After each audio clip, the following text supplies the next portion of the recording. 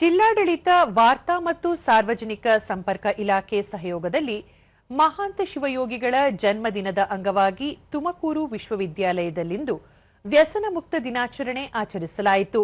ಇದೇ ವೇಳೆ ಮಾದಕ ವಸ್ತುಗಳ ಸೇವನೆಯಿಂದಾಗುವ ದುಷ್ಪರಿಣಾಮ ಕುರಿತು ವಿದ್ಯಾರ್ಥಿಗಳಿಂದ ನಡೆದ ಗೀತಗಾಯನ ಹಾಗೂ ಕಿರುನಾಟಕ ಪ್ರದರ್ಶನ ಗಮನ ಸೆಳೆಯಿತು.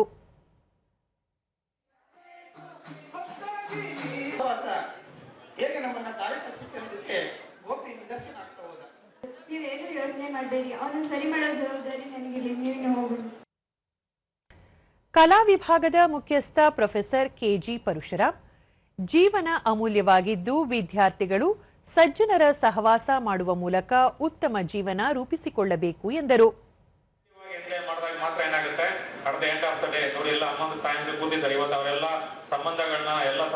ನೋಡಿ ಗಟ್ಟಿಯಾಗಿ ನಮ್ಮ ಮುಂದೆ ಕೂತಿದ್ದಾರೆ ಅಲ್ವಾ.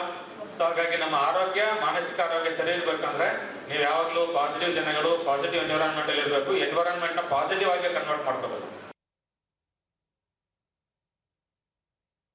ದೂರದರ್ಶನದೊಂದಿಗೆ ವಾರ್ತಾ ಮತ್ತು ಸಾರ್ವಜನಿಕ ಸಂಪರ್ಕ ಇಲಾಖೆ ಹಿರಿಯ ಸಹಾಯಕ ನಿರ್ದೇಶಕ ಹಿಮಂತರಾಜು, ಇಂದಿನ ಯುವಜನತೆಯನ್ನು ಮಾದಕ ವಸ್ತುಗಳ ಬಳಕೆಯಿಂದ ವಿಮುಕ್ತಗೊಳಿಸುವ ಹಾಗೂ ದುಷ್ಪರಿಣಾಮ ಕುರಿತು ಅರಿವು ಮೂಡಿಸುವುದು ಈ ಕಾರ್ಯಕ್ರಮದ ಉದ್ದೇಶ ಎಂದು ಹೇಳಿದರು. ಆಗಸ್ಟ್ 1ನೇ ತಾರೀಕನ್ನ ಅವರ ಜನ್ಮದಿನದ ಈ ಕಾರ್ಯಕ್ರಮವನ್ನು ವ್ಯಸನ ಮುಕ್ತ ದಿನಾಚರಣೆಯನ್ನಾಗಿ ಆಚರಣೆ ಮಾಡಬೇಕು ಅಂತಂದೇಳಿ ಆದೇಶ ನೀಡಿದೆ.